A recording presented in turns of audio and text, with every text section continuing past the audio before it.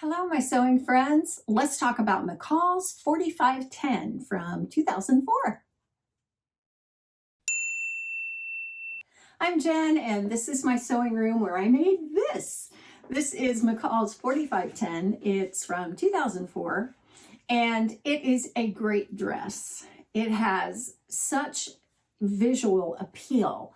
And the thing that really caught my eye when I picked this pattern up was the curve here that you got going on. I mean, it splits you up in all the right places. It's just really, really flattering the way it falls across the body.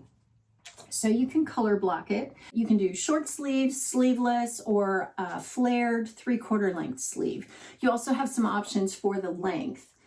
So I made view A, and initially I was going to make the view with the short sleeves. I cut the sleeves, but I pinned one of them on and I just didn't like it. It threw the proportions of the dress off, to be honest. And I think that's because here in 2022, we are used to a statement sleeve, you know, a big sleeve or a sleeve with some, I don't know, interest or body to it. And those were just like little t-shirt sleeves, and they just didn't work with this dress. So I decided to pass on those, and I went ahead and made the sleeveless version. I made this from a microfiber sheet and a cotton that I got at Hawaii Fabric Mart. This is, I think it's a poly cotton, and then the microfiber sheet is 100% polyester. One thing I want to tell you about any time that you use a microfiber sheet to make something, be sure that you use a Microtex needle in your sewing machine. And the reason for that is that if you don't have a really sharp needle, this is going to run. And it did a couple of times, and I thought, what was I sewing? And then I realized I'd been sewing a knit, and so that needle was still in my machine. So I swapped it out, and then I had no problems at all. This calls for a lightweight double knit or crepe or challis. Now, I don't think I would go anywhere near challis with this dress because there are so many curves. The curves are what makes it so flattering. And I think it would be flattering on virtually any person, any body, because they kind of break up the whole line here. And because it's curved, it tends to want to bring your waist in, and then it's not very flared. It's much more of a pretty much straighter A-line skirt. So if you were to do this in challis, challis tends to want to stretch. That rayon tends to be a little slippery, and I love challis. It's probably my favorite fabric of all time. But trying to do these curves would be really challenging. You would have to stabilize your steams, definitely, and it would still be hard to get it done in challis. It would drape beautifully, but you know, trying to sew those curves would be a real challenge. I think this would be great in a stable knit, and there are a couple of reasons I say that. First of all, you could move a little more easily. I can move okay in this. I think I made a size 14, took a 1/2 inch seam allowance, and that's fine. But I don't know, with a crepe, I think you would get, it just would fit a little too tightly, no matter what size you made. This does have a button closure in the back, and that's great because you can just pull it over your head. So there are no zippers, no, you know, complicated things. But in a stable knit, when you pulled it over your head, you would have some give, and you could move in it a little more easily. And you could still color block it out. I don't think you would lose any of the drape on the bottom of the dress. Speaking of the bottom of the dress, I put pockets in, side seam pockets. And when I put them in, this fits closely enough on your hips that it distorted it. And I thought, oh, I don't like that at all. So if I were going to do it again, which I might, I would put the pockets in, but what I would do is flare the skirt out just more than it is, so that when it falls away from the body, then, you know, it wouldn't seem so much like there's way too much going on right there in that awkward area. This neckline and armhole facing is cut in one piece, and it's really easy to put in, and it's a really great way to do a finish on a neckline and an armhole. You could also do bias binding if you didn't want to mess around with the facing. I am conflicted on the facing for this. I'm not sure if I like it or if I don't. The thing is, with a facing for me, I think if I'm going to top stitch it, that's fine. But when it's just loose like this, I don't know.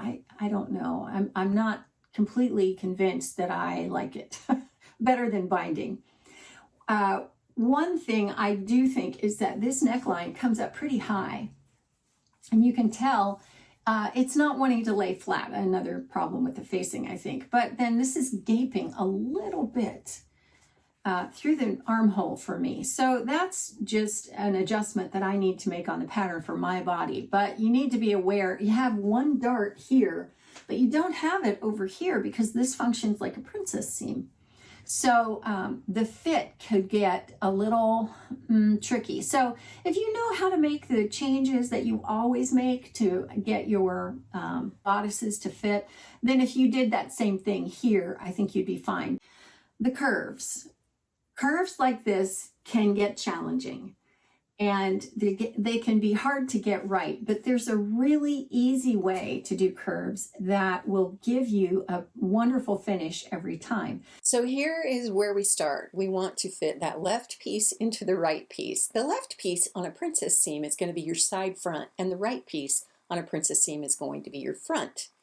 So this is what we got to do. We got to fit one side into the other, and it doesn't look like it's going to work, but trust me, it will work.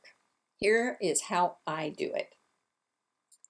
I take and put them right sides together, put the front of the princess seam or the less curved piece on the bottom, and put the more curved piece or the side front of a princess seam on the top.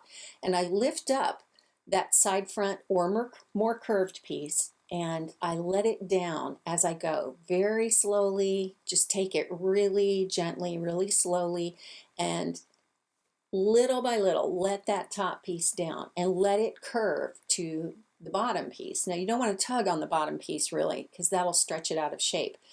But if you just lift up on that top piece and let it down little by little as you go, you should be good. If you start to run into puckers, then stop with your needle down, reposition your fabric, and keep going. You should get a perfect seam every time. And then once you get to within, I don't know, 3-4 inches of the end of your seam, it'll start to straighten out, and then you're pretty much home free.